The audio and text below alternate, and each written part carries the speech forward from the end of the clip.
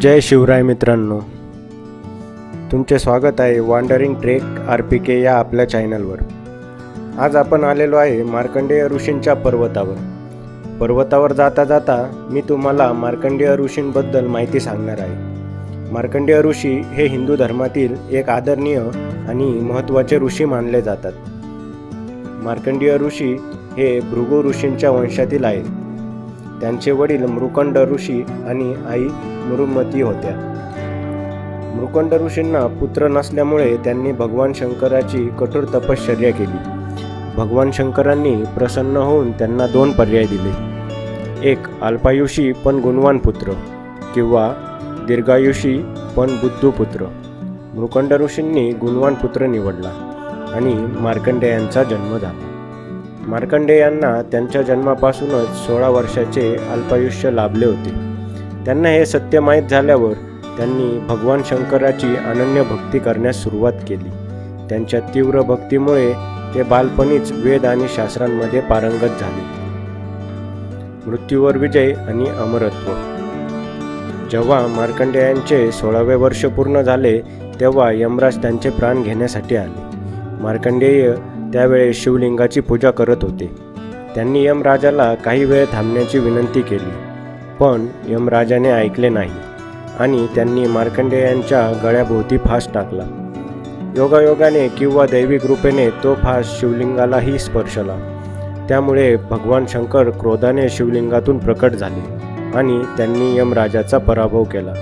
मार्कंडेयांच्या भक्तीने प्रसन्न होऊन भगवान शंकरांनी त्यांना मृत्युंजय आणि कालाकाल असे नाव दिले आणि अमरत्वाचे वरदान दिले।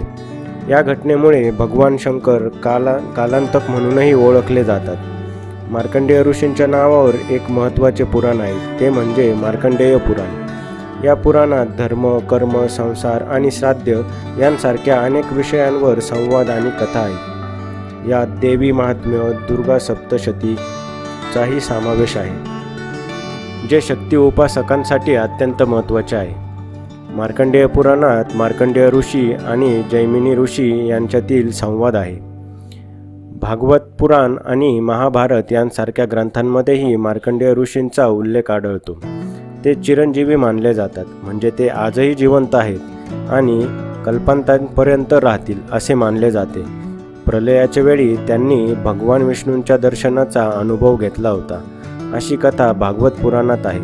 मार्कंडेय ऋषी हे त्यांच्या दृढ शिवभक्ती, मृत्यूवर विजय आणि अमरत्वासाठी प्रसिद्ध आहेत।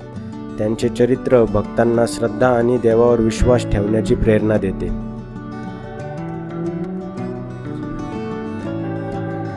तर मित्रांनो, ही होती मार्कंडेय ऋषींची माहिती।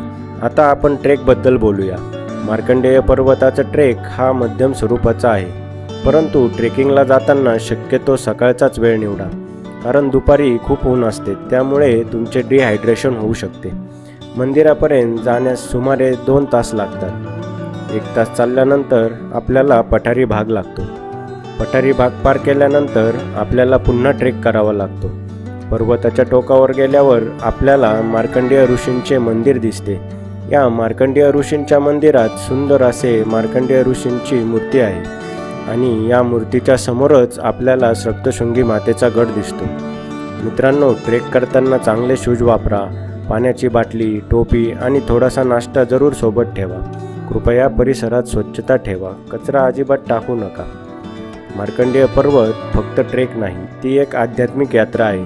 प्रत्येक पावलावर इतिहास, शांतता आणि निसर्गाची एक सुंदर साठवण आहे। जर तुम्हाला नाशिकजवळ कुठेतरी शांत आणि आत्मिक अनुभव हवा असेल तर एकदा इथे नक्की या।